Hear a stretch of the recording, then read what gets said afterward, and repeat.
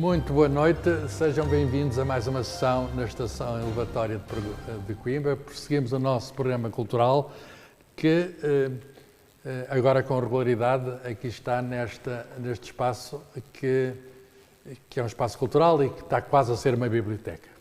Dou as boas-vindas a todos, obrigado por terem vindo neste dia invernal, mas dou as boas-vindas especiais ao Bruno Paixão, que é o nosso convidado de hoje. No nosso programa temos tido o cuidado de, enfim, pôr figuras de fora, convidadas e figuras da cidade, e o Bruno Paixão está na categoria de figura da cidade porque ele nasceu em Coimbra, portanto é um filho da terra. E às vezes a terra enfim, às vezes esquece que tem filhos, não é? Ele é um bom filho da terra, não se importa quando não reparam disso. Antes filho da terra. E fez... quem é o Bruno Paixão? Ele pode emendar-me, mas é múltiplo. A última versão dele é de escritor, é romancista, tem 2 romances publicados, este é o segundo, e o mais recente, portanto. Eu não disse o último, porque está longe de ser o último. Os 30 Nomes de Deus, na Porta Editora. Eu escrevi uma frase para a badana deste livro, portanto, que diz assim, que é uma boa descrição do livro, e eu pensei tanto na frase que não consigo dizer melhor. Num ambiente árabe de realismo mágico, Bruno Paixão enreda-se e enreda-nos nos grandes enigmas. Deus, o universo, a terra, a vida, o homem. A questão, no fundo, é antiga, mas continua connosco. Quem somos? Este é um romance que nos faz pensar. Portanto, isto é um romance filosófico, já perceberam? Um romance filosófico, colocado num sítio distante, mas a falar de coisas próximas, a falar de nós. Tem um outro livro que até ganhou um prémio literário do município de Viana do Castelo, que se intitula, eu tenho aqui uma cábula, Os Segredos de Juvenal Papisco. É um título, assim que, enfim, mais pícaro, Papisco, não é um nome que se apanha nos títulos dos livros, Papisco, e é um romance curioso, completamente oposto a este, no seguinte sentido, apesar do autor ser o mesmo, é um romance em que se acontece num espaço preciso, num tempo preciso, que muita gente até é levada a pensar que é este espaço de Coimbra e é num tempo recente de Coimbra. Pelo menos essa interpretação é legítima. E passam-se lá coisas enfim, os nomes não estão lá, mas está, digamos, aquilo que se pode passar num espaço como uma cidade da dimensão de Coimbra nos tempos recentes.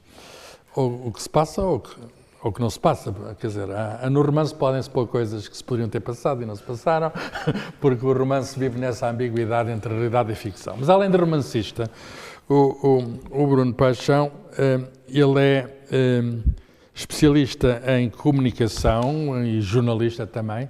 Ele fez uma licenciatura em jornalismo aqui em Coimbra, um mestrado em comunicação e jornalismo também aqui e, finalmente, tendo acabado em 2015, um doutoramento na área também de comunicação. Ora bem, portanto, ele hoje estejam atentos, que é um comunicador a falar de comunicação. E o Bruno é muito interessante porque uma pessoa fala dos académicos que estão fechados nos seus sítios, não é? Ora bem, a comunicação é o oposto disso. A sua tese de mestrado foi publicada em livro e é sobre questões de corrupção, escândalos, etc. Suponho que foi publicado na Minerva Coimbra, certo? Foi. Eu direi que ele agora, o novo livro que nos traz aqui, ele tem mais outros 2 que são à volta de crónicas, coisas que ele escreveu nos jornais, que ele teve a certa altura muito ativo no jornalismo, escreveu para vários lugares, vários jornais e revistas nacionais. Além disso, ele é professor no Instituto Miguel Torga, é diretor da Fundação Inatel em Coimbra, etc. Tem várias qualidades, falamos das qualidades apenas, mas este livro, eu direi, e ele poder-me desmentir, que é uma maneira de tornar a tese de doutoramento que eu não li, porque é um trabalho académico denso, com todas as teses, etc., mas um trabalho académico acessível a toda a gente. Isto tem muito a ver com a tese de doutoramento que se intitula, eu tenho aqui o nome da tese de doutoramento, que se intitula A Cobertura do Escândalo Político em Portugal no Período Democrático. Já a tese de mestrado tinha sido isso e, portanto, o doutoramento, de algum modo, prosseguiu nessa linha. E agora, quando me chega às mãos um livro intitulado Isto é um Escândalo, de Bruno Paixão, que tem o subtítulo Como os escândalos na política degradaram a democracia, eu digo, isto escuso de ler a tese, posso ler só o livro, e até olhei aqui para o livro, tem referências, sim, mas enfim, são 2, 3 páginas de referências, 4, vá lá. Não é aqueles 500 páginas que costumam fazer nas teses da Faculdade de Letras. Portanto, isto vai ser uma conversa informal à volta, quer da pessoa do Bruno Paixão, quer das obras dele, muito em particular esta, uma conversa na qual gostávamos muito que participassem e que, portanto, abrimos nós e depois o jogo será distribuído.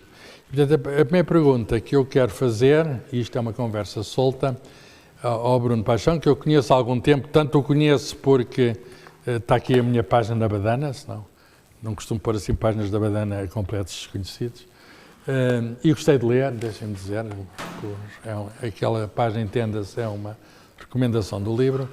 A primeira pergunta é, porquê, logo desde o início, logo desde a licenciatura, o interesse pela comunicação política, e dentro da comunicação política, porquê a questão dos escândalos? O que é que escandalizou assim tanto para só vir a tratar de escândalos praticamente desde essa altura, desde o mestrado? Ele trata de escândalos, se não erro as contas, desde 2004, portanto já tem uns 21 anos de escândalos, não é? 21 anos de escândalos. E, portanto, este homem que tem aqui na frente está há 21 anos e, como ele já disse de uma maneira muito engraçada, matéria não lhe faltou e matéria não lhe vai faltar, porque ele pode continuar neste assunto porque está garantido, mesmo que ele feche aqui o último escândalo, está aqui 100 casos, o último vão pensar, já foi há tanto tempo, agora temos mais recente. É o último. Depois haveremos de ver aqui uns escândalos em particulares. Suspeitas de corrupção na Madeira. Lembram-se? Ir um avião cheio de procuradores à Madeira. Aconteceu alguma coisa? Ainda não. Acontecerá alguma coisa? Não sabemos. E, portanto, este escândalo já tem a data de 2024. Portanto, tem 1 ano e meio. 2 anos quase. Sim. Janeiro de 2024. Este escândalo da Madeira é de janeiro de 2024. E, portanto, já é posterior à tese de doutoramento. Continuar depois do doutoramento, quer dizer, a tese de doutoramento não, eu direi que nem acelerou, nem diminuiu o rol de escândalos que se tem sucedido na política. E, portanto, porquê a comunicação política e porquê os escândalos, Bruno? Desde aí eu tenho conservado e acumulado um acervo documental sobre... O que é que faz? Guarda recortes? Sobre os escândalos. Guardo recortes, digitalizo recortes, compro tudo o que tenha a ver com escândalos nacionais. Coleciona escândalos? Coleciono escândalos. Todo tipo ou só políticos? Não, sobretudo os políticos. Mas hoje em dia o escândalo político é o quê? Mas também há com atores e atrizes e essas coisas. Mas o escândalo político é aquele que é protagonizado por um ator político. São atores também. Tá bem. Porquê? Porque o ator político, ao cometer... Bem, o escândalo é, desde logo, um acontecimento, um evento capaz de produzir algum abalo na carreira política do seu protagonista. Quando produz? Veja-se o caso de Exaltino. Tem esse potencial. Não, tem esse potencial, não é? Isso é outra história, que já podemos lá ir, que é porque é que... Certas pessoas resistem a todos os escândalos. Apesar de condenados, alguns protagonistas políticos, apenas alguns, continuam a merecer a confiança do voto. Primeiro, porque é que te interessaste pelos escândalos? E, portanto, sempre me interessei pela vida política, pela justiça e pela comunicação. E, de facto, o escândalo junta estes 3 vetores. A comunicação, a justiça e a política. E, portanto, este tema foi surgindo naturalmente. E comecei a colecionar muito antes de o investigar a sério, portanto, com olhar de investigador. Quando dei por mim já tinha um acervo considerável e pensei, é isto mesmo que eu vou fazer, e comecei a estudar e porque é que as coisas estavam a acontecer assim.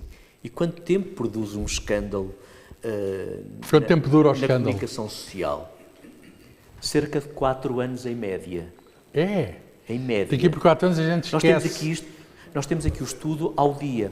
O estudo feito a partir de 50 anos de escândalos. Portanto, podes saber, neste livro está indicado, qual é, digamos, escândalos são diferentes, mas um escândalo é esquecido ao fim de um tempo, é isso? Não, hoje um escândalo já não é mais esquecido.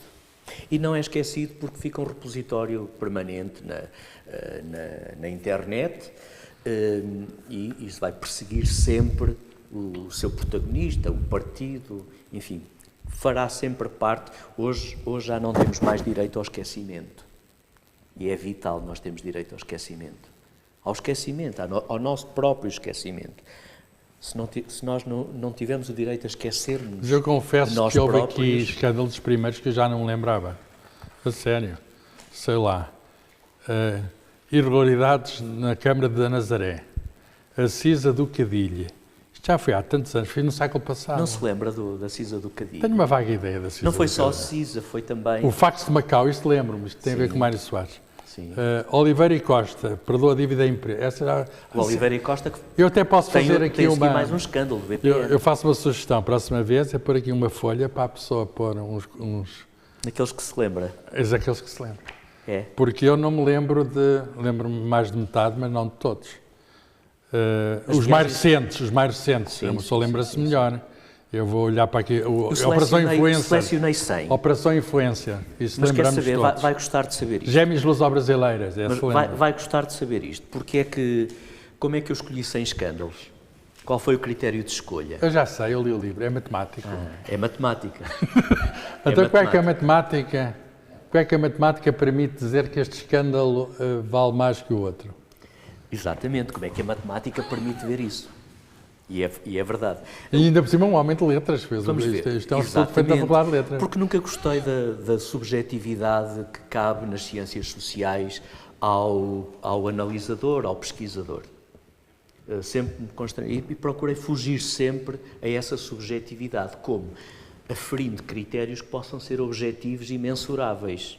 E então, através de um algoritmo que foi gerado pelo Departamento de Matemática aqui da nossa universidade. Gerou um algoritmo. Que foi produzido pela professora... Carlota Simões. Exatamente, e pelo Manuel Facas Vicente.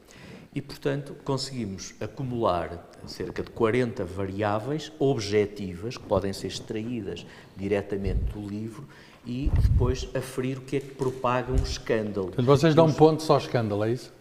O escândalo é mensurado numa escala de 0 a 10. Mas isso resulta de vários fatores. 40 fatores. Por exemplo, se for dinheiro roubado, se for mais dinheiro, entra. Não é o assunto. É quanto tempo ele permanece nos média, por exemplo, que é a única forma de aferirmos qual é o interesse público que nos é trazido. O tamanho nos média, não é? Se é a primeira página, se é... Claro, os média, para qualquer investigador que esteja a fazer uma análise de conteúdo de uma página de jornal, por exemplo, ou de um jornal, se for na primeira página vale mais, se for numa página ímpar vale mais do que na par, mas a última página vale mais do que essas duas. Pois isto está tudo, obedecem uma escala. Depois, os jornalistas sabem isso, não é? Eles sabem. Naturalmente. Porque depois, é o tempo que o leitor dá. Se tem dá. iconografia ou não tem, se tem imagens ou não tem, isso está na página de cima, na metade de cima ou na metade de baixo. Por exemplo, tudo isso é mensurado. Porquê? Eu abro um livro, é fácil de ver, eu abro um livro e, no nosso olhar ocidental, olhamos primeiro para a página ímpar, que é esta. Sim. Não olhamos para esta primeiro. E, portanto, tudo isto é mensurado segundo os critérios que, de facto, já são internacionais. Mas não são este critérios escalonamento meus. de 100 páginas, de 100 escândalos, está aqui. A maior parte do livro tem uma parte de introdução, tem uma parte de conclusões, mas basicamente isto é uma enciclopédia dos escândalos na política portuguesa desde 1900 e... o primeiro é do Gunther, eu lembro-me do primeiro, porque era um fulano alemão, o Gunther Wallraff, Sim. porque a gente se lembra disso. Epá, lembras-te disso? Tu nessa altura já tinhas quantos aí? Que idade é que tinhas? Um ano? Não, ainda não tinha. Nessa altura ainda não tinha. Tu como é que sabes que foi escândalo? Que era precoce. Mas tenho um livro tem a raro. idade, ele tem, vais fazer 50 agora, este mês. Este mês. Faço este mês. Mas tenho um livro raríssimo sobre esse caso, que é um caso absolutamente Já agora conta lamentável. um bocadinho, porque as pessoas já não se lembram mesmo, mas eu lembro de mais idade porque eu vinha da Alemanha e o Gunther Wallraff era um artista conhecido da Alemanha. Sim. Era um jornalista conhecido. Um jornalista. Jornalista, sim, quer dizer, E então que contactou o general Spínola. o Spínola. Ele andou pelo Brasil, pela Suíça, e então foi atraído à Alemanha, presumindo ir falar com um magnata que ia financiar aqui um golpe em Portugal. E ele acreditou. E ele acreditou. E foi com a sua sobrinha, ele foi com a sobrinha e com o ajudante de campo, embora ele já estivesse inativo, tinha sido expulso de Portugal. E Ele estava exilado. A base dele era em Espanha, não é? Tinha estado no Brasil e estava em Espanha. Suíça. Suíça, nessa altura na Suíça. E, portanto, foi atraído, presumindo estar a falar então com o magnata, mas não, estava a falar com um jornalista que depois publicou a história no estrangeiro e a história foi recuperada para Portugal, logo a seguir. Quer dizer, ele caiu na esparrela, o Spínola. E ele não pôde entrar em Portugal até ter depois acertado. Portanto, alguém prometeu dinheiro ao Spínola para fazer um golpe de Estado e era um jornalista. E ele garantiu que tinha os militares para fazer esse golpe e que precisava Dinheiro. de 200 mil munições e não sei o quê. E, portanto, quantificou e disse quanto é que era. E, portanto, o escândalo está aqui. Foi E logo quando é o que ele primeiro. percebeu que tinha sido enganado? Ele percebeu quando viu publicado.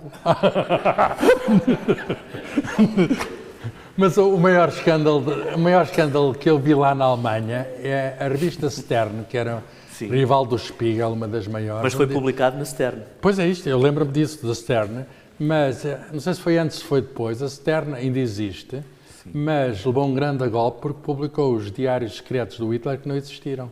Foi alguém que fez a letra do filme, mas a letra com muito cuidado, muito bem falsificada, e aquilo saiu, vendeu a revista no Coisa Agora, e ao fim de um certo tempo tinha sido tudo inventado.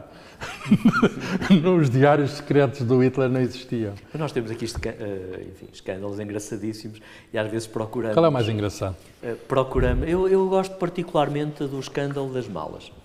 Qual? Do Chega? Com uma advertência, não é desta mala, é que nós já tivemos outras malas. E, portanto, tivemos uma do António Preto, quando era O das malas mais recente não está ainda aqui, acho. do PSD, líder da distrital do PSD de Lisboa. E foi apanhado numa escuta a dizer: epá, nunca vi tanto dinheiro na minha vida, estou aqui com a mala aberta. E ficou o escândalo das malas por causa disso, o escândalo da mala. E depois ele foi chamado para fazer o reconhecimento da assinatura e para assinar. Mas para perceber, estava dinheiro dentro da mala para pagar o quê? Para pagar supostamente eleições. E também houve aqui uma vez em Coimbra que apareceram umas notas no bagagem de um carro. Tem havido muitas. E então ele apareceu com o braço todo engessado, aquele que tinha que assinar, todo engessado.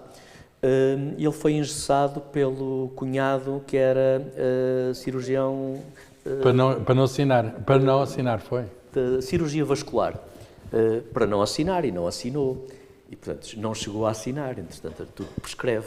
E o escândalo ficou assim. Eu gosto particularmente desse porque tem condimentos deliciosos. E é claro que eu com estas coisas fui falando. Mas há aqui coisas graves, há aqui gente. Coisas muito graves, quer dizer. Sabe uma coisa que me A interessou licenciatura muito? de Sócrates, por exemplo. Pá. O Sócrates é o que tem mais casos, não é? Esse é o campeão. Não estou a dar novidades. Não estou a dar novidades. Uma pessoa para classificar aqui por estrelas devia ser... Mas tem muitos. Ele tem ganhava de longe. casos. Ele é o nosso Ronaldo dos escândalos. Não, mas tem muitos casos. A questão é que foi sobrevivendo a todos. Mas agora está sem advogado, sabia? Está sem só é advogado. apanhado. Mas isso preocupa-me que ele esteja sem advogado. Não, ele fez de propósito, calma. Só... O advogado sai para faz parte do teatro. Enfim, vamos aqui pegar em alguns destes escândalos porque é muito interessante. Mas deixe-me só contar-lhe aqui uma coisa. Conta. Interessava-me muito saber porque é que os casos se chamavam assim. E depois... A Polícia Judiciária tem nomes para estas coisas, para chamar a atenção. E a explicação vem daí. É claro que eu fui ter com várias pessoas da Polícia Judiciária, algumas delas que nomearam os casos, e elas iam-me explicando como é que davam o nome aos casos, porque é que davam o nome aos casos. Marquês e coisa. Exatamente. Tudo tem uma explicação, cada caso tem uma explicação. Mas é o responsável pela investigação que dá o nome, certo? É o responsável que lhe dá o nome. E lá por cima não há ninguém que autoriza aquele nome, não? Não. Há um registro de nomes de escândalos? Não.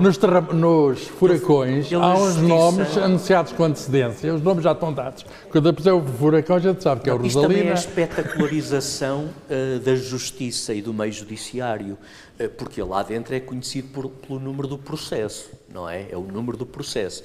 E há uma certa espetacularização já da justiça. A justiça, que ninguém venha ao engano, a justiça... Quando é um nome assim bem esgalhado, é para ser escandaloso. Obviamente, e por isso é que os média não encontram o nome melhor. E quando esse nome é colocado como epíteto de um escândalo, nós sabemos, então o caso veio para ficar, não é? O caso veio para ficar.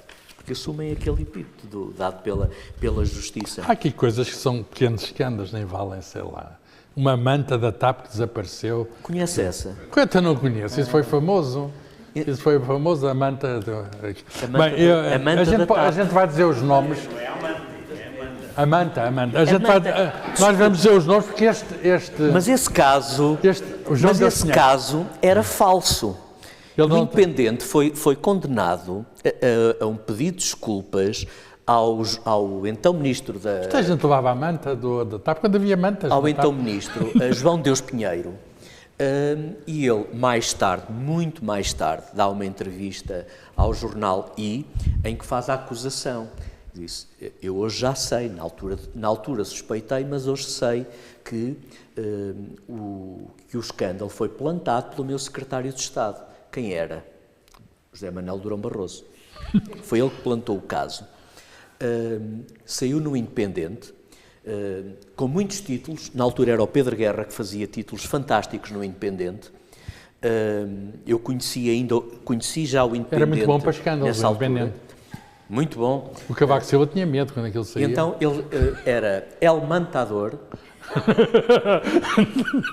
Pedro Guerra fazia títulos fenomenais. Aliás, há uma pessoa de Coimbra, que é o Diniz Alves, que tem um livro, e o doutoramento dele é mesmo sobre isso, apenas sobre os títulos. E o Independente era... Em títulos ninguém bate aquilo. Não. Era fantástico. Era absolutamente fantástico. Era muito querido. Tinha o Miguel Esteves Cardoso, tinha o Paulo Portas e aquilo era muito Cardoso, aquele tipo... Olha, mas nós vamos dizer alguns escândalos com nomes e tudo que estão aqui no livro, mas fica aqui uma nota que eu vou repetir, está aqui, informação importante dada pelo próprio autor. Diz assim: nenhuma pessoa referida nesta obra é aqui pelo autor acusada de cometimento de qualquer ilegalidade ou irregularidade. Portanto, ele não acusa ninguém, ele simplesmente viu o que é que os jornais diziam, pá, certo? Exatamente. E, portanto, nada de pensar em pôr processos, não colhe. E mais, ele tem muito cuidado com estas coisas, porque logo depois está uma nota importante, tem assim os pontos nos is, que é para perceberem tudo. E depois, a terceira coisa que ele tem no livro é: e leia isto antes de continuar. Conclusão, isto não é nada dele, os jornais é que trouxeram estas coisas. E, portanto, o que ele tem lá, um medidor, e escolheu estes por terem maior intensidade. Mas depois de for por aí adentro, vai encontrar o ensaio. Qual? Se for por aí adentro, vai encontrar um ensaio sobre este fenómeno do escândalo político, a sua relação... Isso é no início, a introdução é densa, esta parte é densa. Se conseguirem resistir e podem saltar esta parte mais académica, mergulham na parte mais concupiscente, que é verem, digamos, por falar em concupiscência, há aqui poucos escândalos sexuais, quase não há, pá. Portugal não tem, curiosamente, grandes escândalos sexuais. Aliás, vocês sabem Epá, que... o da SNU não é escândalo. O da SNU não é um escândalo. Não é um escândalo porque os jornalistas resistiram a isso. Porque há um dia que o Mário Soares vai a um comício a Faro e começa o seu discurso afrontando: aqui estamos nós, com as nossas mulheres legítimas. Ok? Isto depois foi... Bom, Está nos jornais, ele não está a dizer nada, ele está apenas a copiar o que está nos jornais. Tentando atingir o Sá Carneiro. Mas depois, muito depois, quando... Mas há umas piadas até da homossexualidade entre o Pedro Santana Lopes e o José Sócrates. José Sócrates, em que dizia o Pedro... Nós estamos aqui, havia muitas admiradoras, as Santanetes, e ele dizia assim... Foi no comício, no comício das 1000 mulheres em Braga. O Pedro Santana Lopes fez o comício das 1000 mulheres. Das 1000 mulheres. Eu gosto muito de estar ao vosso colo, há quem prefira outros colos. Disse. Exatamente. em que o Santana Lopes, que era candidato contra o José Sócrates, foi na vitória, criaram na primeira vitória do José Sócrates. Que não é nada verdadeiro, esse boato, que ele teria um namorado, o Sócrates. E ele veio dizer isto. Isto depois é muito bem desmanchado pelo diretor do Público, José Manuel Fernandes, na altura diretor do Público. É muito bem desmanchado, que faz um editorial fantástico sobre isto, mas não tivemos mais do que um editorial. Quase não tivemos muito. Portanto, não chegou a ser escândalo isso? Não chegou a ser escândalo. Porquê? Porque nós temos uma tendência muito pouco anglo-saxónica, esses sim. Eu sei que gostam de coisas de século, o caso Profumo, não é? O caso dos anos Profumo 60. está aí, sim. E está aqui, mas não na lista portuguesa, está aqui na parte... Obviamente, não está na lista portuguesa. É uma call girl que andava com um adido soviético, não é? Exatamente. E que se meteu como ministro do governo britânico, Sua Majestade. Há de resto um filme sobre isso, sobre o caso Profumo, dos anos 60. Eu era puto, mas lembro-me, pá. Na altura, o meu interesse pelo sexo começou aí.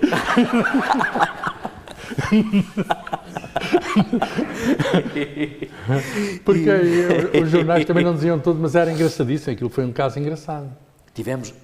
Nós nunca tivemos nada parecido com isso, quer dizer. Não tivemos. Nem há uma russa que se tenha metido como ministro. Nem... Nada. Até porque os jornalistas sabiam, mas nunca foi uma prática da nossa...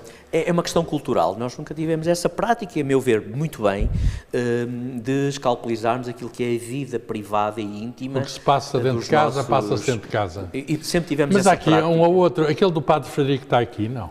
Não é um caso político. Se não estava.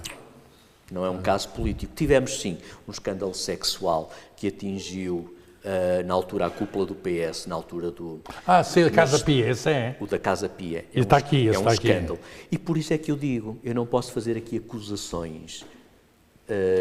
Talvez, digamos, não posso fazer, não é crítica. O escândalo não necessita não é crítica o que eu vou dizer. dizer, mas ao ler, eu não os li todos, fui salpicando com a minha curiosidade, e uma coisa que me faltava no fim é saber a sentença daquilo, quer dizer, aquilo deu em quê? Havia uma frase sumária que diga fulano tinha razão, o outro não tinha razão, pelo menos aparentemente para a justiça. Paulo Pedroso foi ilibado? Isso está lá, isso diz. Sim. Mas nesse coisa particular, enfim, houve penas de pessoas que cumpriram, o Bibi, o Carlos Cruz, etc. e tal. Políticos não ficaram envolvidos. Tive a curiosidade de consultar muitos processos. Não apenas os jornais, mas depois a minha própria curiosidade. Mas alguns deles eu não consigo perceber o que é que deu. Aquilo deu o quê, por exemplo? Alguns não sabemos. Influencer, deu o quê? Não sabemos. O caso Influencer morreu solteiro. Pois. Certo? O caso Influencer... Não está fechado? O caso Influencer morreu solteiro. Portanto, o primeiro-ministro, através daquele parágrafo assassino, que foi escrito pela Procuradora-Geral da República, a Lucília Gago, por ela própria, foi ela que escreveu. Sim. Não ditou, escreveu. Foi o que veio a público e não desmentido. Ela escreveu. Isso teve uma influência. Nós no espaço de um ano, fomos 2 vezes a eleições por causa de escândalos políticos. O primeiro, a Operação Influencer, e depois o caso que envolveu a empresa do Luís Montenegro. O Spinum Viva. E fomos, no espaço de um ano, fomos 2 vezes a eleições. Portanto, como é que nós podemos desprezar este fenómeno do escândalo político quando a nossa política vive efetivamente de escândalos, sim.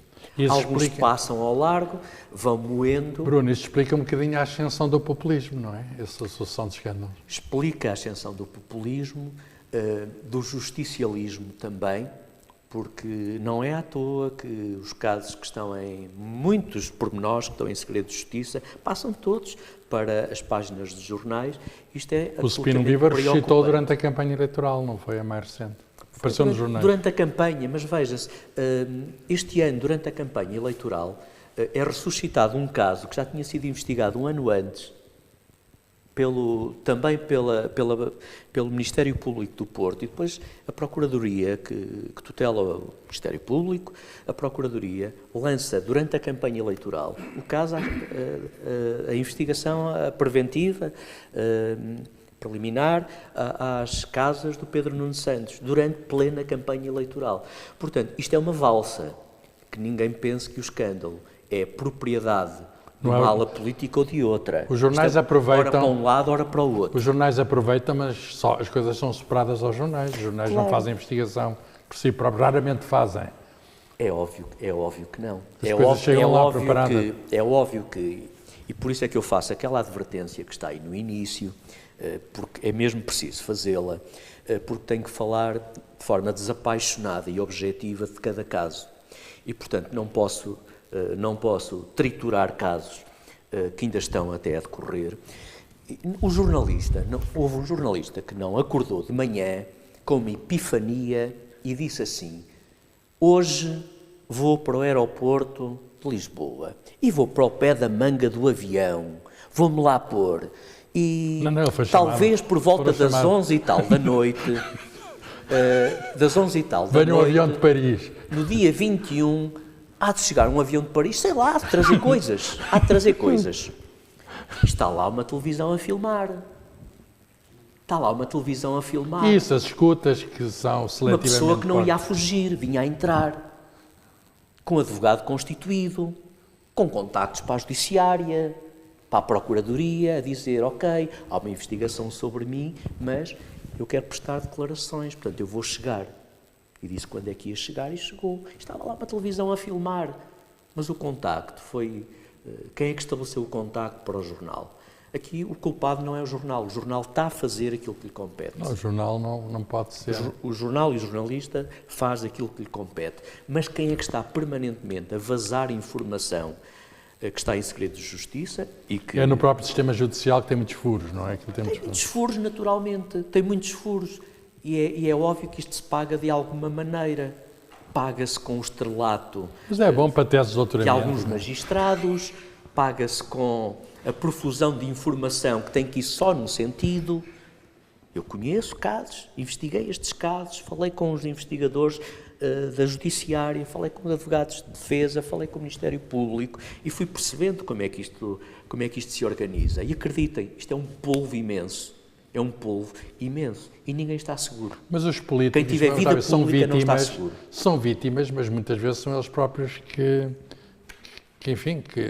são responsáveis pelo equilíbrio dos casos. Quer dizer, são eles que fornecem informações muitas vezes. Os próprios políticos. Por causa de ganharem eleições ou coisa assim do género. De toda a experiência que tenho, raramente um caso é sugestionado pelo partido da oposição. Habitualmente é dentro do mesmo partido que saem os casos, porque as lutas internas... Os inimigos estão... As lutas internas... Estão no nosso partido, os outros são os adversários. São muito mais ferinas do que as lutas entre partidos. E isso é uma constatação objetiva que faço. Há aqui casos desses em que é dentro do partido alguém que quer prejudicar... Eu fui jornalista e sei muito bem, e portanto eu sei muito bem que os vários escândalos que fui publicando, e tive muitas primeiras páginas de escândalos, alguns deles que aqui estão, que esses casos me foram superados com informação e tudo, proveniente de pessoas, inclusivamente, dos mesmos que governam. Mas eles pedem... O ministro que me dava informação eles pedem segredo sobre outro ministro. Eles pedem segredo, que é o Os jornalistas têm o direito e o dever, não é? De não revelar quem deu a informação. Sim. E, portanto... É uma questão deontológica, é um dever ser. Embora no jornalismo, muita gente não saiba, mas o jornalismo não tem um dever, não é um dever, a deontologia não é um dever efetivo, como noutras ordens profissionais. Aqui há um código deontológico que é apenas um dever ser, aquilo que eu devo ser. É um código muito simples, ao arrepio de toda a legislação portuguesa, porque tem apenas 10 artigos. Tem 10 artigos, que é por onde se deve guiar um jornalista. Claro que se sobrepõe a isto a legislação, mas o jornalista, e bem, vai sucumbindo à obrigatoriedade de revelar as suas fontes, a não ser que, como diz o Código Deontológico, as fontes o enganem. Se ele for enganado... Há muitos casos. Quem não se lembra de... Isto não foi um escândalo, mas um dia a discursar... Há aquela da Vichy Soase, que é uma fonte enganosa. Essa foi, já vamos contar essa. Mas há uma em que, não sei se foi o Armando Vara ou o Fernando Gomes, ministros da Administração Interna, um deles que foi ao Parlamento e telefonou aos jornalistas a dizer que se ia demitir. Pronto, para forçar um reforço no apoio que esperava que o Primeiro-Ministro lhe desse. Então, o jornalista publicou, ele vai demitir-se. Ele próprio tinha dito. E não pediu segredo. E depois veio, com a maior lata, dizer que andam para aí inventar que me vou demitir, mas eu estou aqui de pedra e cal porque eu não vir a cara à luta. Eu estou aqui. E o jornalista tinha a gravação. E ele tinha a gravação. E o jornalista denunciou o caso. Eu só publiquei porque o senhor me disse. Portanto, isto é uma enorme novela. A Vichy Soase também é muito engraçada, porque o Paulo Portas... É o Paulo Portas, não é? O Paulo Portas um dia encontra o então líder do PSD, Marcelo Rebelo de Sousa. E encontram-se, e o Paulo Portas era maquiavélico. Aliás, eu acho que ainda é maquiavélico. Não, eu ia perguntar se era o verbo, se estava certo o tempo do verbo. E um dia que eu fiz uma entrevista ao nosso comissário europeu, António Vitorino, foi uma entrevista muito engraçada, porque fizemos os dois uma viagem de Bruxelas a Paris, de TGV, e fizemos a entrevista aí, e eu perguntei-lhe, já não era gravado, não estávamos a fazer já a entrevista, eu perguntei-lhe para si qual é o perfil do político ideal. E o tipo tinha sempre resposta na ponta da língua e diz-me, para mim é um misto de Winston Churchill com Woody Allen. Eu disse, mas esse tipo é o Paulo Portas. E ele disse, pois é. Pois é. Então encontrou-se o Marcelo Rebelo de Sousa e o Paulo Portas. Encontraram-se e o Paulo Portas disse, então, não vi lá ontem. Ontem onde? Então, diz o Paulo Portas, então não vi lá ontem no jantar com o Sr. Presidente da República. Ai, foram? Mas eu não sei de nada. Eu estranhei que não o tivessem convidado. E deu-lhe todos os pormenores. Quem é que tinha estado, etc. E a Vichy Soase era o prato. Líderes e tal. E, olha, foi um jantar ótimo. Foi uma Vichy Soase do melhor. Era tudo mentira. Ninguém lá tinha estado, não havia Vichy Soase. Como? Não, o Paulo Portas é que disse ao Marcelo. O Paulo Portas enganou o Marcelo. Aliás, há um programa hoje na Rádio Observador chamado Vichy Soase por causa disso. Mas depois o Marcelo não fiquemos com pena, porque o Marcelo... Ele também é bom a fazer isso, já agora. O Marcelo, logo no início do Expresso, o Expresso, quando ainda era um jornal imenso, não é? E tinha uma... Ele era pequenino, o jornal, o tamanho impressionava. Porque... E o Expresso tinha uma coisa que era a 7, e uma coisa mais aligeirado, mais social. E então uma amiga do Marcelo disse-lhe, isto está contado, hein? Está mesmo contado. Isto é tal qual está nos jornais, mas ele não está a inventar nada. Sem ser contestado. Então uma amiga disse, tu és um joguete nas mãos do Balsemão, ele faz-te o que tu queres. E ele que era diretor há pouco tempo do Expresso, não é? Quando o Balsemão deixou o Expresso, Tu és um joguete. Pá, não sou nada, não sou joguete de ninguém. Então, mas prova lá que não és. Então ele estava a escrever uma... O Lelé da Cuca, não é? Exatamente, estava a escrever uma peça e no meio da peça escreve o Balsemão é Lelé da Cuca e diz à amiga. Acontece que o Balsemão estava com a mulher na praia e agarra naquilo para ler e lê o Balsemão é Lelé da Cuca. Olha lá, mas... Ele desmentiu tudo, como é óbvio, só que na altura não havia cá e-mails, não havia nada, não havia sequer internet. E portanto, foram ver às provas, era a letrinha dele, com uma seta, a pôr ali... Para provar à amiga que... Sim, a provar. E portanto, nós temos muitas destas provar o histórias. distanciamento relativamente ao patrão. E esta é a vantagem de eu ter lido 50 anos de jornais durante muitos anos. E a ter conservado tudo. Este acervo... Isso é uma montanha, isso. Este acervo vai para a efêmera. Já foi entregue ao José Pacheco Pereira, já aqui Não teve. foi, vai ser, mas eu acordei com o José Pacheco Pereira. Eu fui condecorado agora pelo Marcelo, e acho muito bem. Sim, exatamente, sim. É justíssimo. E, portanto, este acervo vai todo para a efêmera, eu não tenho espaço para este acervo todo, vai para lá, mas só para dizer que na minha tese de doutoramento foram anexos de cerca de 6.000 páginas, que hoje são muito mais, não é? Mas na altura foi um... Qual era o tamanho da tese? Não. Os anexos, que foram em DVDs... em DVDs. Foram em DVDs. Tinham a documentação toda? Tinha a documentação original toda, não é? Até para que se possa comprovar. Qualquer investigador pode pedir e pode lá ir fazer as continhas, a ver se eu estou a dizer a verdade, se aquilo bate certo, não é? Ainda trabalhas nessa área? Ainda colecionas coisas? Trabalho, mas por vício. Já não é por prazer, é mesmo por vício. Mas quer dizer, não há mais ninguém que pegue na coisa, é? Academicamente não há muita gente. Não, eu tenho alunos que volta e meia fazem trabalhos sobre isto. Fui júri de uma tese de doutoramento na Universidade do Minho, de uma aluna que trabalha um pouco esta área, não da mesma forma que eu trabalho, mas dava muito jeito que eu fiz os 40 anos da democracia, publiquei isto agora com 50 anos da democracia, é um work in progress, não é? Isto nunca acaba, isto é um poço sem fundo. E um dia eu estava num congresso em Londres e um investigador, eu fui atrás do John B. Thompson. É o teu Papa dos Escândalos. O John B. Thompson é o Papa dos Escândalos, é o autor que eu sigo, enfim, desde sempre. É um estudioso mundialmente reconhecido que estuda, digamos, os problemas de comunicação política, não é? E sobretudo os do escândalo.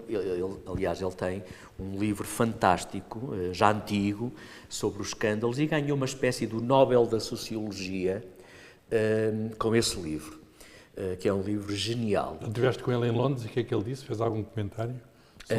Não foi ele, não foi ele. Eu estive com ele, trocamos correspondência, fomos trocando sempre correspondência, mas há um outro investigador que viu minha apresentação e que diz, mas é engraçado o tema que tu foste escolher. Disse, pois, estou a começar e tal, olha, mas fazes bem, porque trabalho nunca está de faltar. É verdade, trabalho... Mas, quer dizer, há autores estrangeiros que também trabalham estas coisas e também... Quer dizer, não há aqui nada particularmente português, porque há escândalos em todo lado, agora em Espanha, uma série deles, na Grã-Bretanha, está tudo por todo lado. Eu tenho lido muito... Como é que se compara, já agora, com particular do ponto de vista atenção, de escândalos, como é que nos medimos com os outros, já que há uma escala... Leio com particular atenção a alguns autores nórdicos e nós temos basicamente o mesmo volume de escândalos.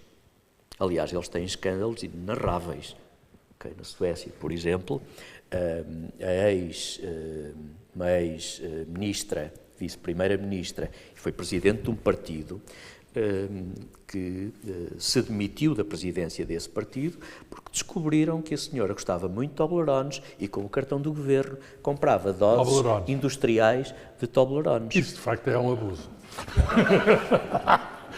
Ou seja, daqui o que é que se pode extrair? Que ela tem bom gosto. e que se calhar não usou o dinheiro mal gasto. Sei lá, se aquilo lhe dava energia para pensar e para fazer coisas.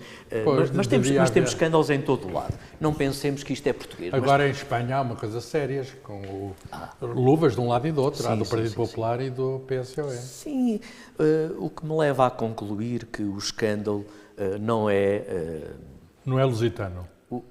Não, de todo não é lusitano, mas também não é exclusivo da classe política, porque nós temos uma metamorfose na classe política, certo? Há eleições, renova-se uma parte substancial do Parlamento, por exemplo, dos governos, das câmaras, renova-se, está bem? Portanto, estou a dizer isto porque tendemos a dizer, aquele está lá, nunca mais de lá sai, mas não é tudo assim. Vão-se renovando. O mérito da democracia, a força da democracia está na possibilidade de renovação. Não gostam? E portanto, muda. A coisa não muda. Eu acho que até se agudiza. O problema não estará tanto na classe política, mas na forma de ser da nossa estrutura social, da nossa matriz portuguesa, social também. Por exemplo, nós temos uma coisa chamada cunha que lá na Suécia não existe. Nós temos a cunha... Não existe, quer dizer, pode existir, mas não tem a aceitação social que tem aqui, não é? Sim, nós temos a cunha. Como é que se combate a cunha? Pondo as coisas a funcionar, naturalmente. É que os empreiteiros não tenham que esperar 5 anos por um processo para que ele seja visto e despachado com rapidez. Muitas das vezes são os próprios serviços que têm interesse na morosidade das coisas, porque depois aquilo empapa tudo, vão-se criando nós cegos. Para se desatar aqueles nós cegos é preciso alguém que saiba onde é que eles estão. E, portanto, tudo isto é muito pernicioso. Se há alguma especificidade portuguesa, mas não é, digamos, no número de escândalos, mas pode ser na maneira de ser de alguns escândalos, da maneira como isto funciona. Há coisas que eu imagino que passaram cá e que eram inenarráveis noutros sítios, não sei, que eram impossíveis de acontecer noutros sítios. Não sei, eu acho que o escândalo também tem muito de pueril. Nós estamos à procura de uma grande coisa que foi escrupulosamente pensada, e às vezes não foi nada disso, foi um descuido, mas aquilo é tão sistemático. Vamos falar de coisas académicas, na Universidade Moderna. Aí já eras crescido, foi em 1999, não é? Já era um homem. Já era um homenzinho. Lembras-te disso?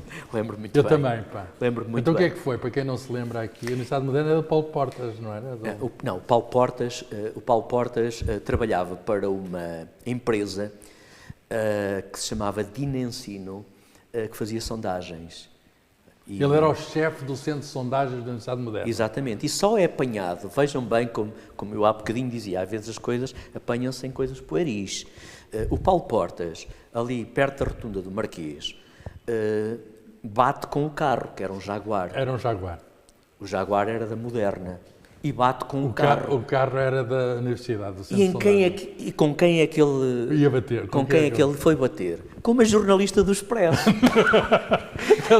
Foi abarroado, mas... As do Expresso já não gostavam do Independente, menos gostavam do Paulo Portas. Andavam atrás da Moderna, fez-se luz. Acendeu-se o candeeiro. É pueril isso. Lá foi o escândalo.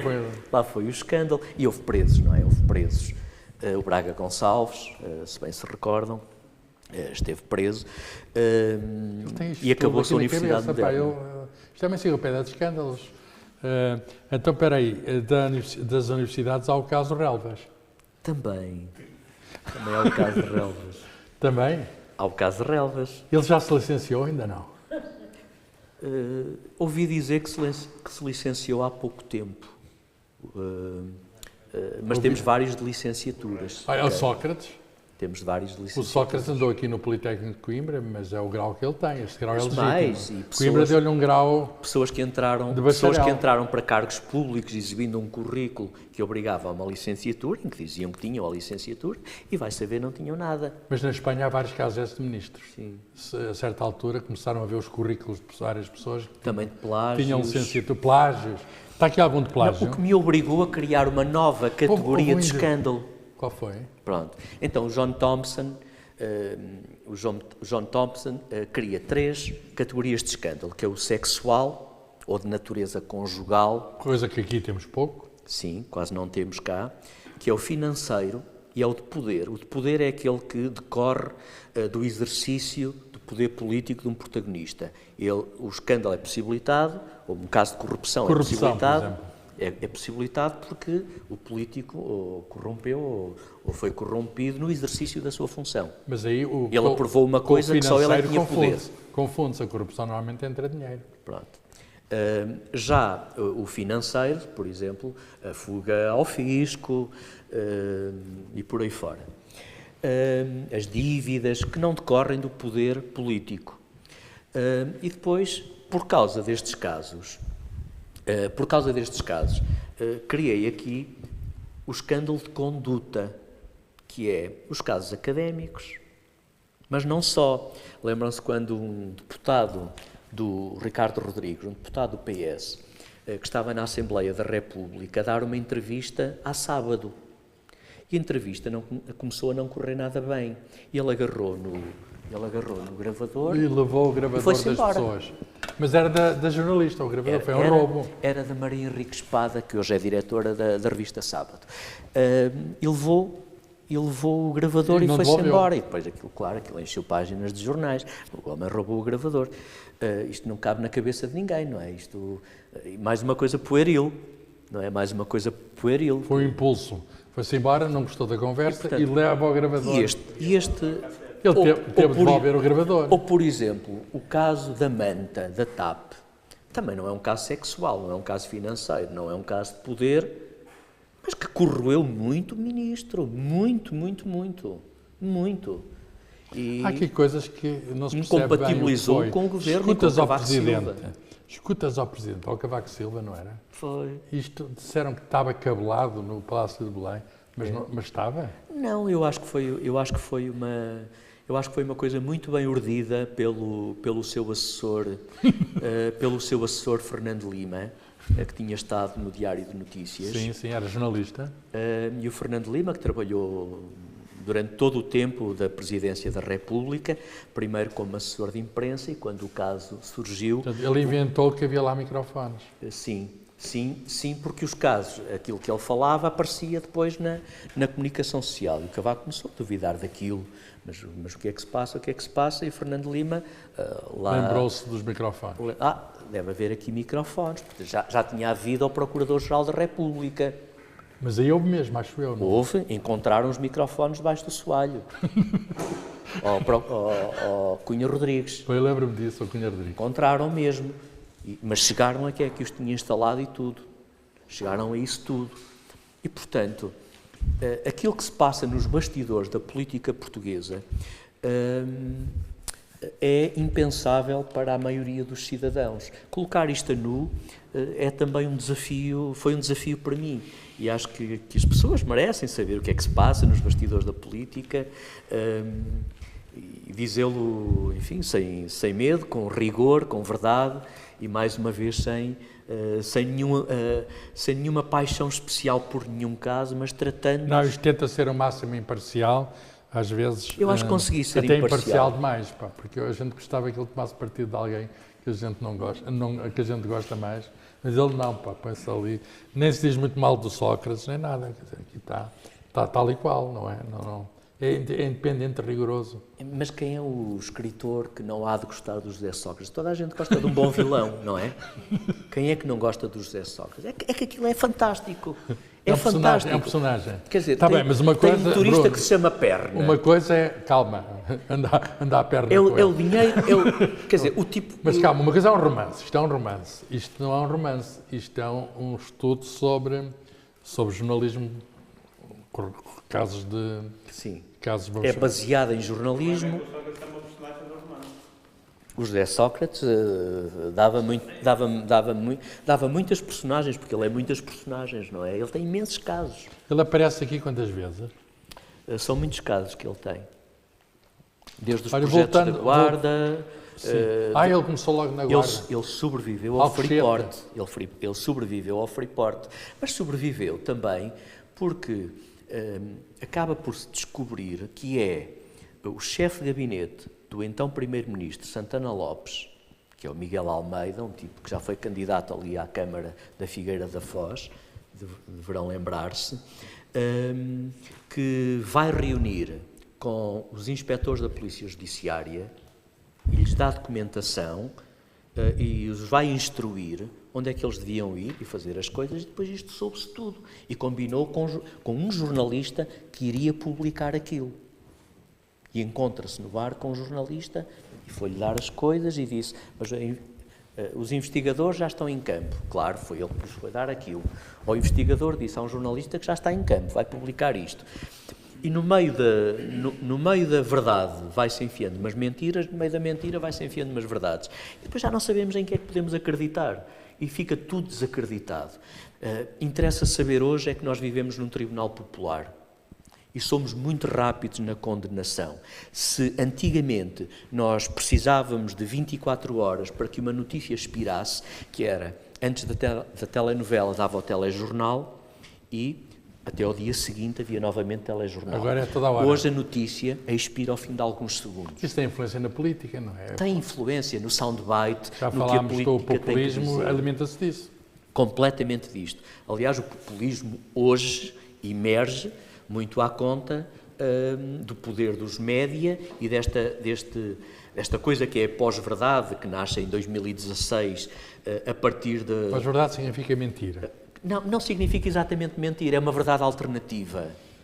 Isso é o que dizem, não é? Não é? Mentira. Não, está assim no dicionário de Oxford, que é cunhada em 2016 como a palavra do ano, em que a pós-verdade já é uma verdade alternativa. Enfim, não vos maço aqui com a questão da verdade kantiana, muito espelhada, é melhor não. Muito espelhada na crítica da razão pura, mas nós hoje encontramos alternativas à verdade e, sobretudo, isto foi expandido com os sopros de Donald Trump, que foi encontrando alternativas para contar a sua narrativa e a verdade passava a ser outra. E ele tem uma agência própria, que fundou ele, não é? Truth Social, não é? Sim. Que ele diz lá o que ele quiser, diz lá e aquilo para ele é a verdade, passa a ser. Diz, e hoje sabe-se a que horas é que eu posso dizer, é que eu posso colocar, ligar as ventoinhas das redes sociais, a que horas é que eu posso colocar isto para que tenha maior efeito. Não se esqueçam também do caso da Cambridge Analytica, que coligiu todos os nossos dados e pôs ao dispor, para fazer um micro-targeting, pôs ao dispor de Donald Trump, para que ele entrasse em contacto com aquela população a determinada hora, sabendo como é que a população reage a determinados temas, para fazer passar a sua imagem. Portanto, isto hoje é cada vez mais matemático a política está objetivo. toda, de algum modo, corrompida por todo, digamos, as possibilidades tecnológicas que permitem a disseminação de qualquer coisa, não é? Isto tem cura ou é incurável? Eu, como li muito Almeida Santos, que era um homem que deixou de confiar Qual Almeida Santos? O ministro do PS? O ex-presidente da Assembleia da República, António de Almeida Santos. Li muitos livros dele, que eram livros muito tristes, sorumbáticos e negativos, sim, mas com uma grande carga de realidade. Ele morreu antes disto explodir. Eu nunca fui um bom aluno a físico-química, mas tive um bom professor que se chamava Eduardo Urbano. Isso é de moral. Não, havia um de física, sim, mas havia um padre... Podia ser moral e eu não dava conta, mas não. Eu sei quem é o... E uma vez... Ele tem um filho aí na universidade. Tem. Na matemática. Sim. Mas o que eu não me lembro de nada, se me perguntarem qual é o nome, os nicknames que vocês têm para essas coisas, eu não tenho. O cobre, não sei o quê, vocês chamam nicknames, chamam lettras, quer dizer, o cobre não é cobre, é o quê? O cobre? CU. Pronto, ainda por cima. Não, mas ias a dizer qualquer coisa do Almeida Santos. Mas eu comecei a ler os livros dele, que me foram, um dia que eu visitei, por afinidade com uma das filhas dele, que trabalhava com ele na Assembleia e fez-me este agrado, sabendo que eu gostava muito de conhecer o pai, recebeu-me e ele ofereceu-me um conjunto de livros que eu guardo com muito carinho. Livros que ninguém leu. Eu li, eram livros surumbáticos, mas muito realistas. Pessimistas, não é? Absolutamente pessimistas. Era o seu pessimismo perante a vida e que o acompanhou sempre. Condizia até muito com aquela imagem que ele tinha. Mas depois, o Duarte Urbano, eu não me lembro de nada do que ele me tenha ensinado, já está a ver, porque é que eu fui para letras.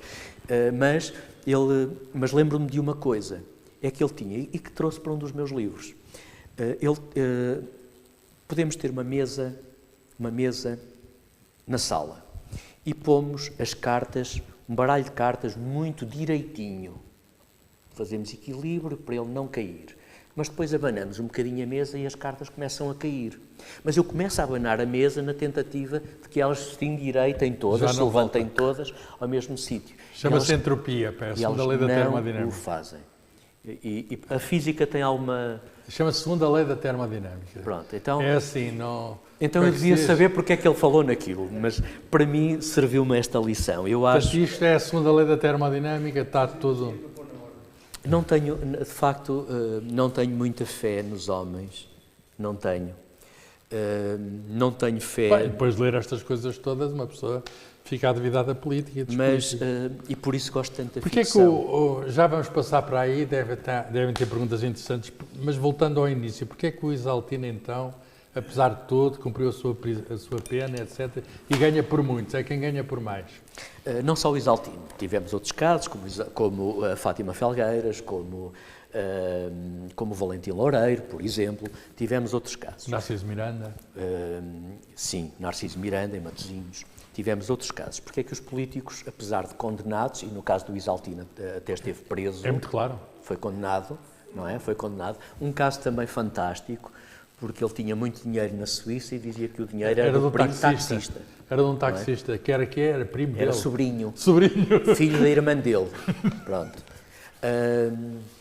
Tivemos cá, eu conheci-o nas minhas atividades jornalísticas e apreciei muito o Isaltino enquanto autarca. Ele é um personagem, é como o Sócrates, é um personagem.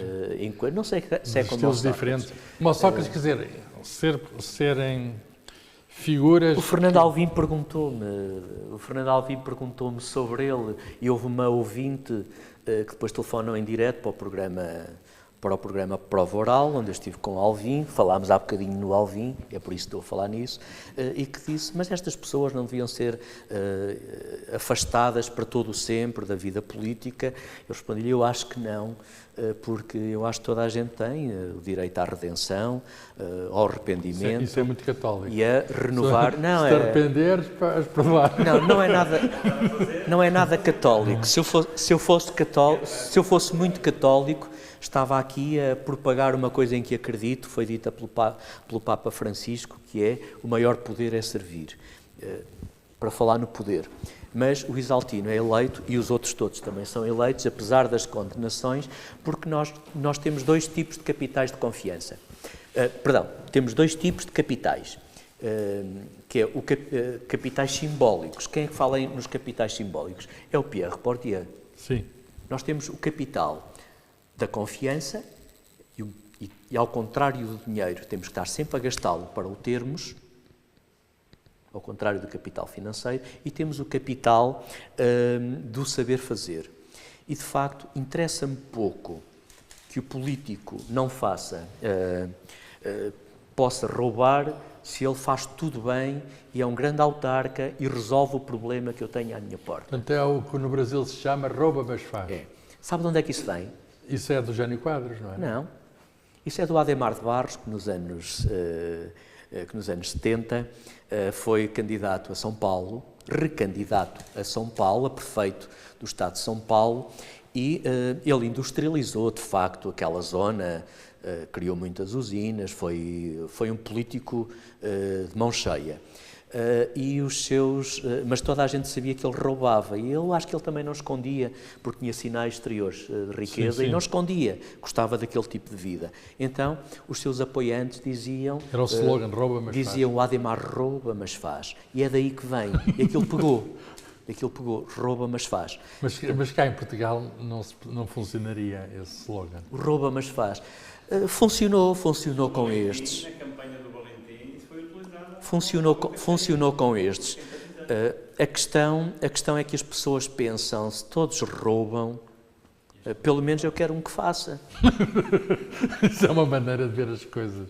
É uma maneira. Eu não prefiro desta tese. Eu acho que temos políticos muito sérios. Não acho que a seriedade seja exclusiva de uma ala política ou de outra, e conheço políticos muito sérios e que vivem verdadeiramente para a causa pública. Mas conheço também outros ao contrário. Muito bem. É a altura então de passarmos, está aqui o microfone, para perguntas aqui da nossa interessada audiência, deixe-me classificar assim, que ouviu com atenção o que foi dito. E acho que está motivada agora, para se não conhece, para ver o livro. O livro tem estes casos e se calhar podem querer saber mais sobre algum destes casos.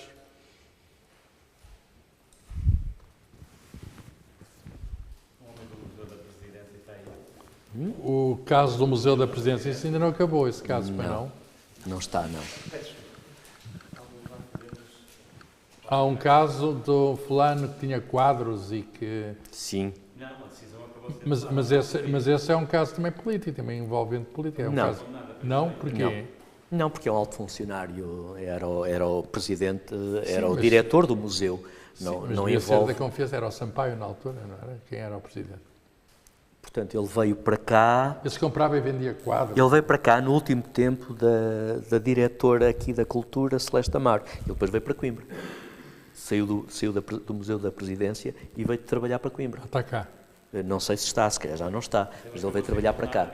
Da Celeste Amaro, portanto, há de ter sido já Marcelo. Certo? Então digam que se qualquer outro caso queiram saber, porque ele tudo tem um arquivo mental, que ele não vai consultar o livro dele, ele sabe estas coisas todas. Qual é o impacto, provavelmente não está Fale que para o estes microfone, casos, faz não é favor. preciso, Tem que se ouvir lá em casa, está bem? Sim. qual é o impacto que estes casos têm no ambiente familiar, na esfera? Porque certamente deve ter um impacto muito grande. E era isso que eu gostava de saber a opinião dele. Não percebi. O ambiente familiar de O quem? impacto que tem no seio da família. Quer dizer, a pessoa que é acusada, o que é que acontece a à pessoa família, que é- os filhos? É claro que a família é que sofre com aquilo, os pais é que sofrem de ver o filho... Nas bocas do mundo, não é? Exato, nas bocas do mundo. Reportar-nos o Sócrates. Eu acho que a família já está habituada e envolvida em toda esta Nunca mais se ouviu tramóia, falar não é? na mãe, e Não nem é? sequer foi Também agora foi chamada a tribunal, ontem. não foi, não. Ela não foi a tribunal, disse um atestado médico, que não podia ir. Exatamente. Não é? Porque há aqui uma esfera... Se repararem, aparece um caso e nós hoje já não temos companhões de Ruth. O que é isso? O companheiro de Ruto, o que é? O companhão de Ruth é aquele camarada que não nos larga a mão nunca, que vai connosco para as trincheiras, independentemente de tudo. Isso acabou. Infelizmente acabou. Olha, casos Acabou com a famosos. moralização ou com a desmoralização do homem na vida política. Casos famosos. O Mário Soares tem aqui umas coisas, não é? O fax de Macau é... O fax de Macau, que atingiu, bem, na altura era o Presidente da República que nomeava o governador de Macau, não é? E estamos... Quem era o governador de Macau na altura Era o Carlos Melancia. que entanto já faleceu. É? E já agora, o Independente, a primeira coisa que publica sobre o fax de Macau foi: mas isto fax? Isto faz. Isto fax. Se faz favor. Do que eu vi, fico um pouco com a noção de que, havendo uma ideia pessimista que o Bruno tem relativamente à sociedade na gestão disto tudo, tendo ele trabalho para sempre, uma vez que escândalos não faltarão, a sociedade vai ter que considerar isto como um novo normal e nós vamos viver ad eterno com isso. Não há nada que possa ser feito na sociedade para que estes casos nos surjam e que nós, de uma certa forma, a determinada altura já nem ligamos. Quer dizer, isto é tão normal que, olha, vivemos com isto e logo se verá. No século III a.C., mais ou menos, é quando surge aqui a lenda do rei Mitrídates de Ponto. E então esta lenda diz que Mitrídates ia ingerindo pequenas doses de veneno, porque se um dia o tentassem envenenar, ele já estava então imune. Não é? É o que eu chamo aqui no livro o fenómeno de mitridatização. Por ironia, quando ele perde a luta, não quis ser morto pelo inimigo e ingeriu veneno para se matar e não conseguiu. O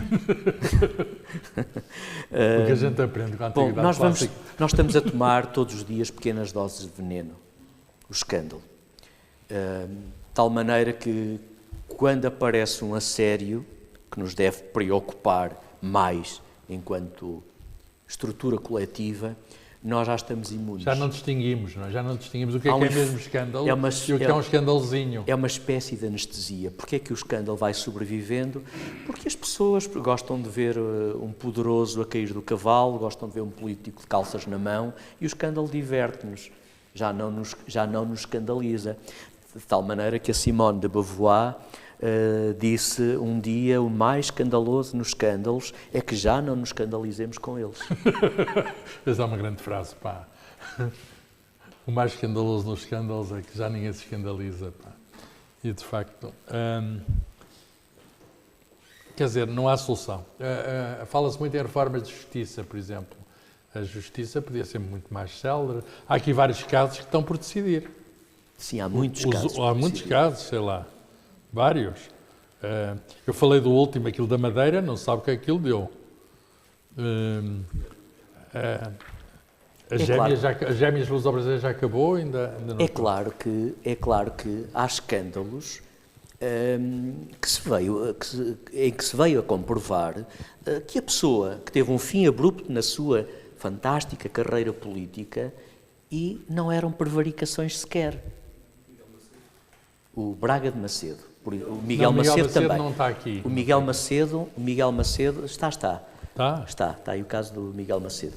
Mas está o caso de Miguel Macedo. Mas antes disso, há um ministro de Cavaco Silva das Finanças, era um jovem, que era o Braga de Macedo, por causa de uma quinta,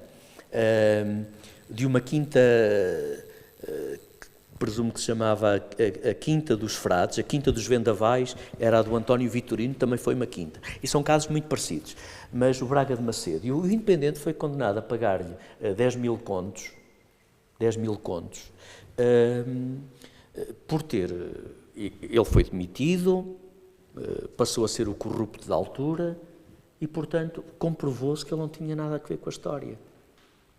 E temos outros, e o António Vitorino a mesma coisa, por causa de um caso da Cisa, do tal monte, no Alentejo, que ficou popularmente conhecido como o Monte dos Vendavais. Ele demitiu-se para proteger o governo, porque o então Primeiro-Ministro António Guterres estava a ser atacado por causa daquilo.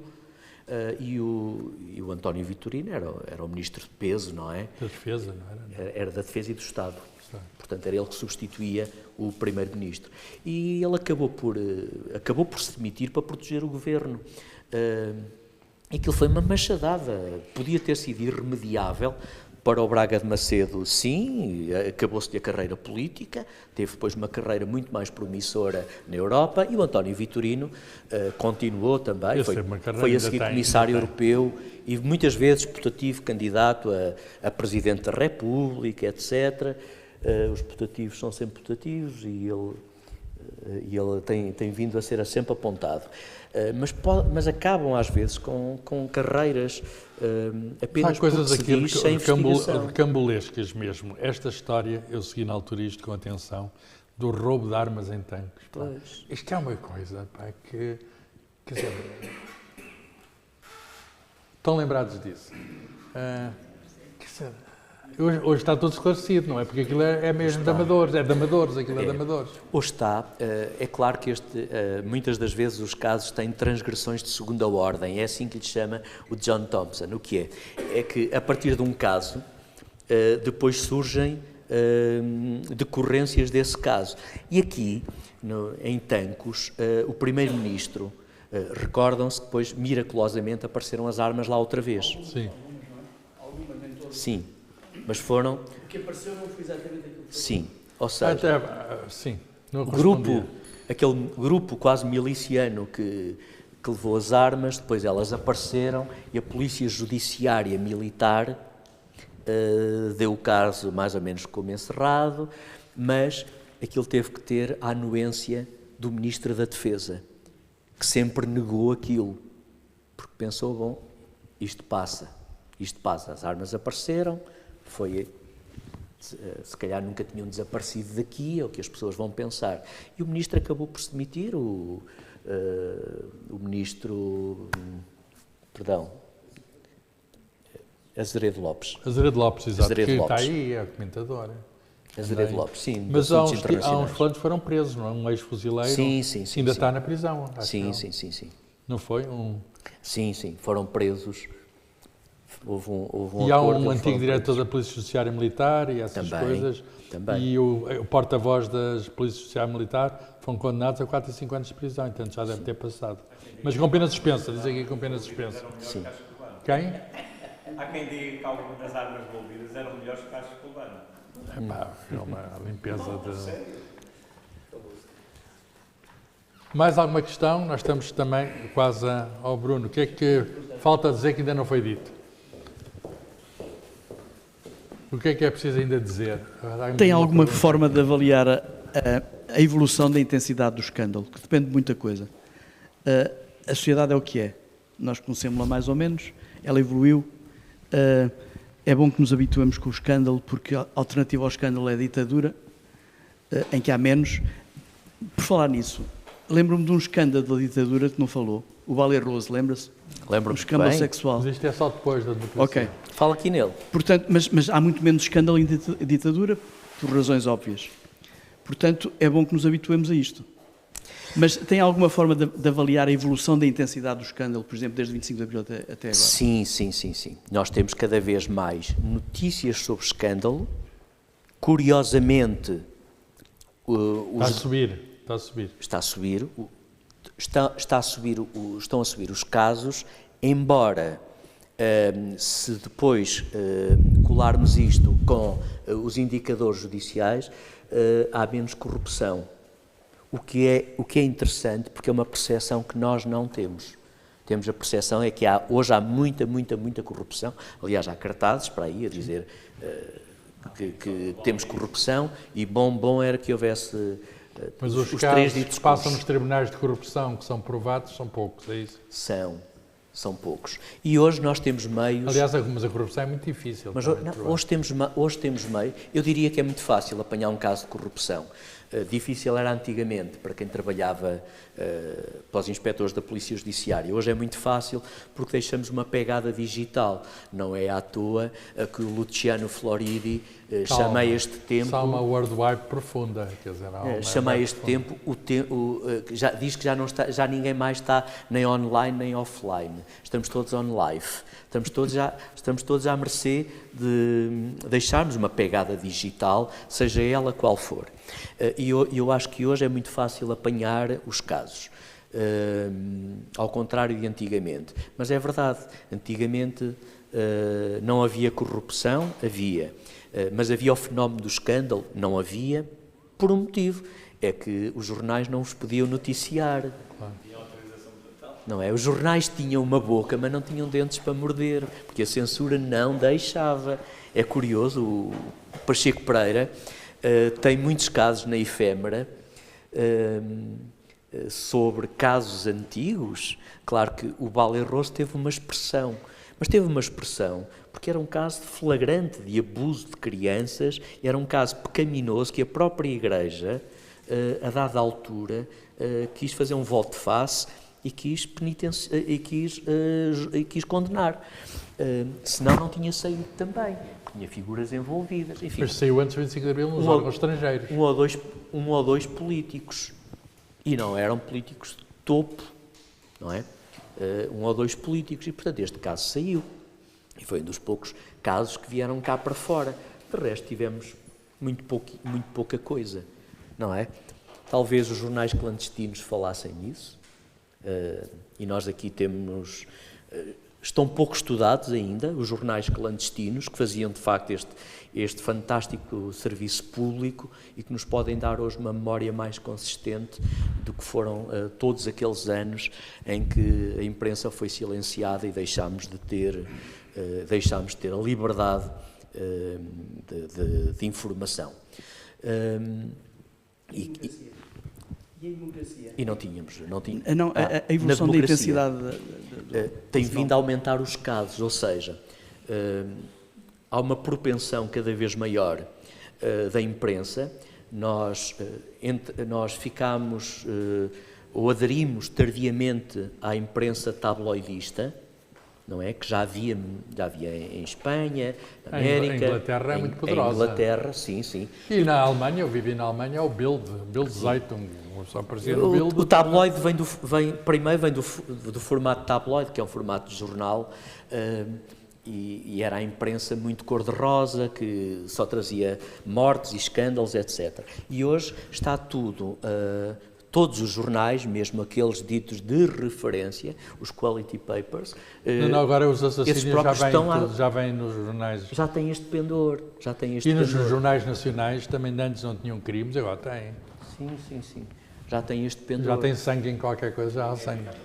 E as televisões são todas muito mais parecidas com a CMTV também? Sim, claro. Sim. Há uma luta. A comunicação social, os média. Eu não gosto muito de usar a comunicação social por motivo laico. É que a comunicação social decorre do Concílio Vaticano II. O termo foi cunhado aí. E, portanto, gosto de dizer os média, não os mídia, os média, que vem do latim, os média. Os média enfrentam um problema sistémico.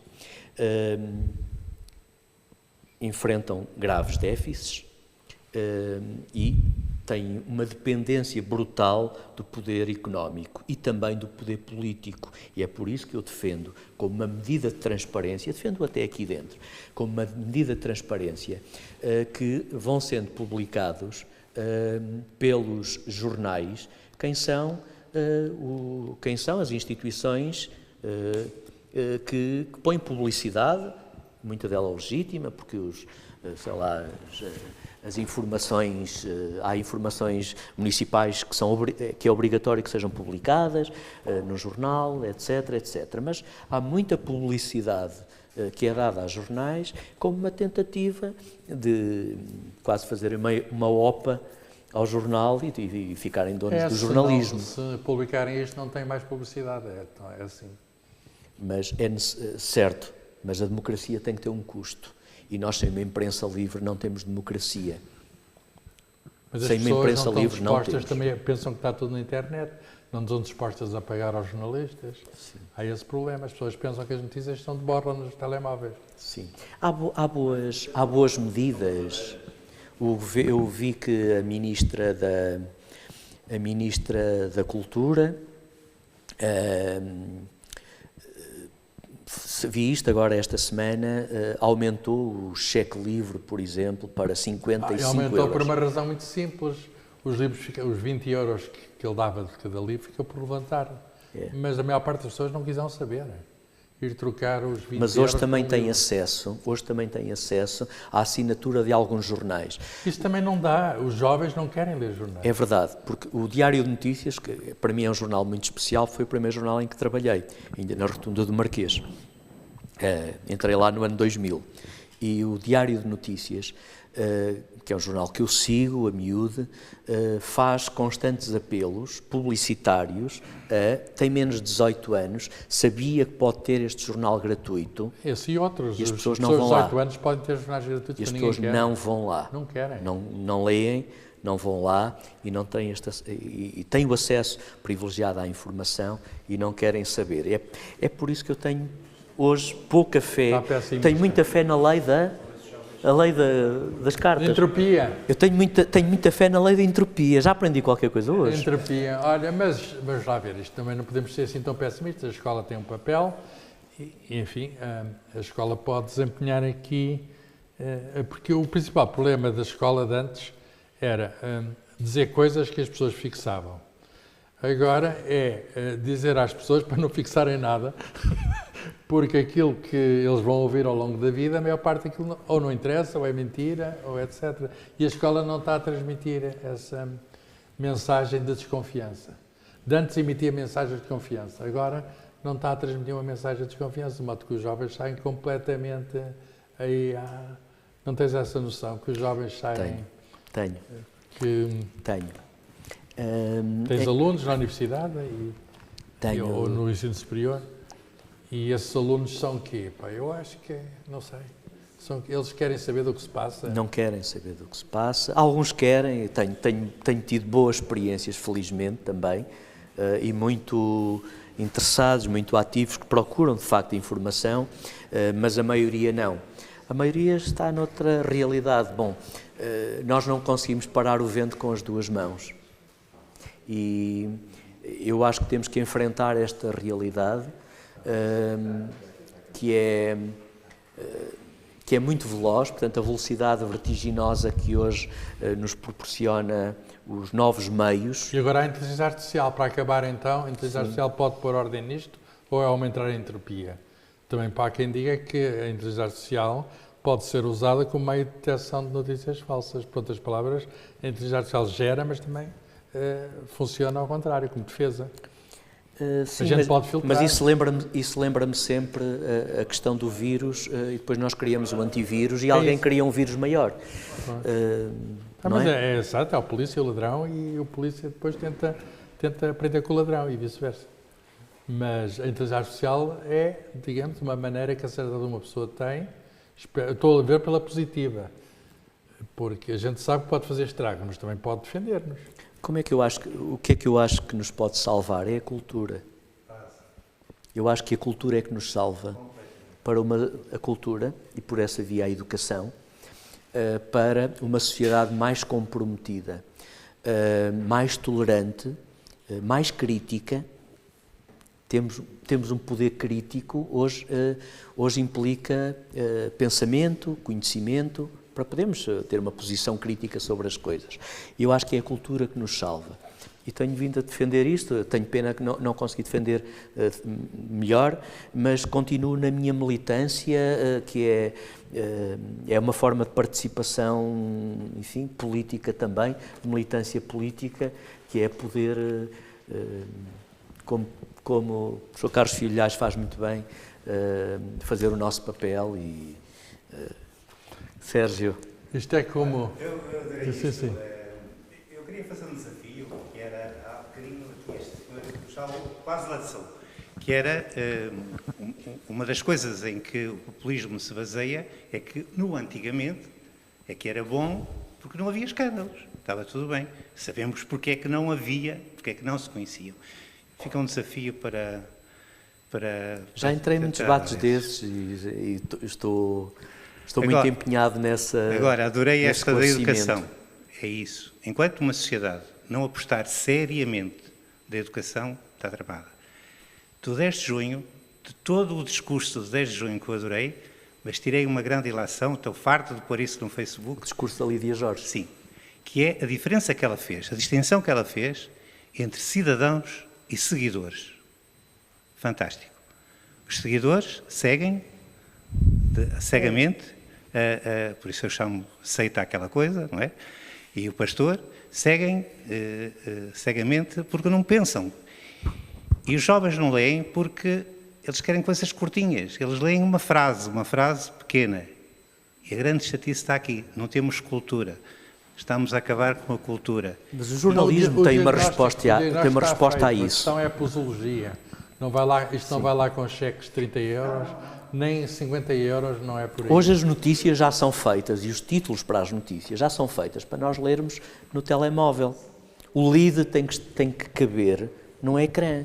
O lead, que é a primeira parte da notícia, não é? Que responde ao que é essencial de uma notícia. De maneira a que, se eu abandonar a leitura, a dado momento, captei o essencial de uma notícia. Isso é o lead. E isso já tem que caber no formato de um telemóvel, que é onde as pessoas hoje acedem à informação. Eu, por acaso, gosto muito de ler em papel. Eu também, sou dos últimos que vou aqui, acho. E tenho esse... Enfim, chegámos ao nosso tempo. O que é que eu posso dizer mais? Posso agradecer-vos muito terem cá vindo.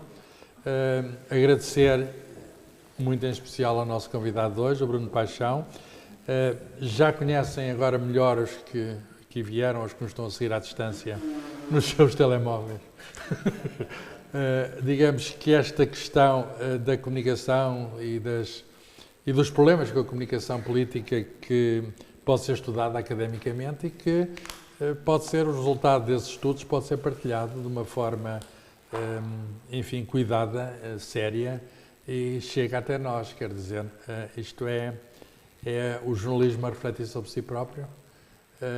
No fundo é uma maneira da sociedade refletir sobre si próprio, porque o jornalismo é, ou deve ser, digamos, a sociedade, digamos, a pensar sobre si própria. E isto é um exercício muito útil para mim, foi de facto muito útil ver, digamos, é muito diferente uma pessoa apanhar todos os dias uma coisa e ver um estudo sistemático de 50 anos. Os altos, baixos e aparentemente o crescendo que essas coisas têm tido. E, portanto, isto é um escândalo, isto é um título também escandaloso. Com 1, 2, 3, 4, 5, 6 homens, não há aqui nenhuma mulher. As mulheres não são menos propensas a escândalos. Eu sugeri que tivesse aqui 2 mulheres e apontei-as, mas quem sabe fazer capas de livros e os editores têm sempre uma última palavra. E pronto, são aqui... O top... Ele não vai dizer quem é a mulher, mas eu desconfio que sei quem é. Este livro tem estas capas, estes homens que, enfim, todos associamos a escândalos, não é? Olha, o Duarte Lima também ainda não acabou. Este aqui, como é que se chama? O da... Manuel Pinho. O Pinho, também não acabou. O Sócrates, que saber-se lá quando acaba. O Valentim Loureiro. Já não se fala muito dele. O Armando Vara, que aparentemente vai ter de voltar à prisão. À prisão. E este aqui quem é? É das malas. Enfim, apesar de tudo, há aqui uma ponta de otimismo, apesar da entropia. Ele diz que a cultura é que nos salva. Bem, a gente sabe o que é que nos vai salvando. Olha, vai-nos salvando estarmos aqui juntos à volta de temas como este. Há aquela lenda oriental, que havia um grande incêndio na floresta e uma avezinha ia levar uma gatinha de água e deixava cair no fogo. E o monstro da floresta perguntou: "Oh, avezinha", não sei qual era o nome em chinês, "Oh, avezinha, tu não vês que essa gotinha não serve de nada, pá?" E a avezinha, muito sábia, respondeu, sabedoria chinesa: "Eu sei, mas que mais é que eu posso fazer?" De modo que nós vamos depositando aqui umas gotas neste grande incêndio que é a confusão na política, na justiça e, de algum modo, por vezes também no jornalismo. Embora, apesar de tudo, o jornalismo ainda, eu acho que tem os seus problemas também, a gente sabe, mas se não fosse ele, nós não teríamos pior, seguramente. Portanto, obrigado, Bruno, obrigado a todos. Ele assinará o livro, se quiserem levar o livro. Obrigado. O meu assino.